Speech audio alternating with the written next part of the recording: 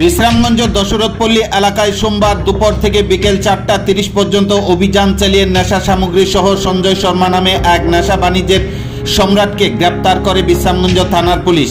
নেশা কারবারি সঞ্জয় শর্মা, পিতার নাম বিজয় শর্মা, তার বাড়ি এবং দোকান থেকে অভিযান চালিয়ে 118টি স্কপ নেশা জাতীয় সিরাপ এবং 600 নেশা জাতীয় ট্যাবলেট এবং 94,150 টাকা উদ্ধার করে পুলিশ।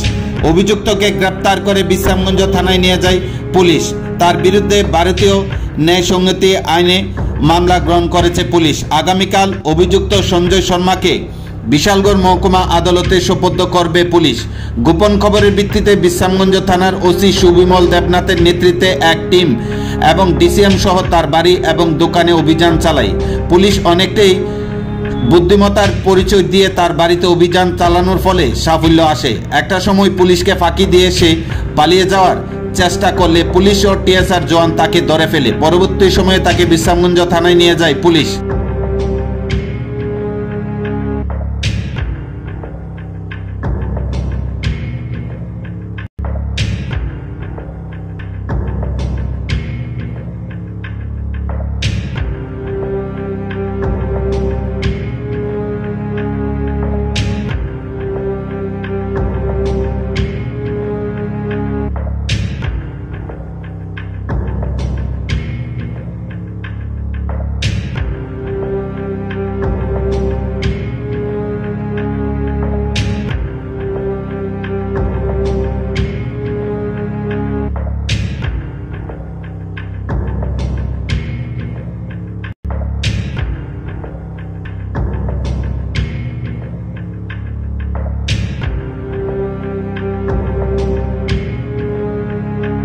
কোন জায়গা আজকে দুপুর নাগাদ আমরা একটা গোপন খবর পাই যে বিশ্রামগঞ্জ থানার অন্তর্গত দশরথপল্লী সঞ্জয় শর্মার বাড়িতে কিছু অবৈধ কফ সিরাপ এবং ট্যাবলেট রাখা আছে।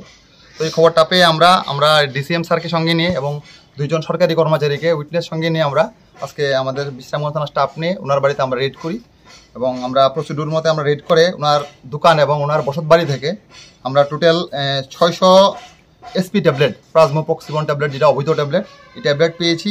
আমরা ওনার বাড়ি থেকে টোটাল 118টা স্কপ কফ সিরাপ, ওটা ওনার বাড়ি এবং দোকান মিলে আমরা উদ্ধার করেছি। তাছাড়া আমরা টোটাল 94,150 টাকা ওনার মানে এই অবৈধ ব্যবসার সঙ্গে যে মানে ইনকাম ছিল ওই টাকাটা আমরা ওনার কাছ থেকে বাজেয়াপ্ত করেছি। স্যার, এই ঘটনায় মোট কতজন গ্রেফতার হয়েছে? এখন আমরা এই মানে এখন পর্যন্ত আমরা এই যে বাড়ির মালিক আছে যে বিজনেস করে সঞ্জয় শর্মা, আমরা ওনাকে গ্রেফতার করেছি। যে সঞ্জয় শর্মাকে আপনারা আজকে গ্রেফতার করেছেন তার বিরুদ্ধে আগেও অভিযোগ রয়েছে, আগের মামলাতে কি আজকে অ্যারেস্ট হবে? আগে আমাদের কাছে ওনার মধ্যে আগে কোনো সময় হতে পারে, কিন্তু এখন আমাদের কাছে ওনার বিরুদ্ধে কোনো মানে এরকম কোনো ওয়ারেন্ট অথবা কোনো মামলা পেন্ডিং নেই থানাতে।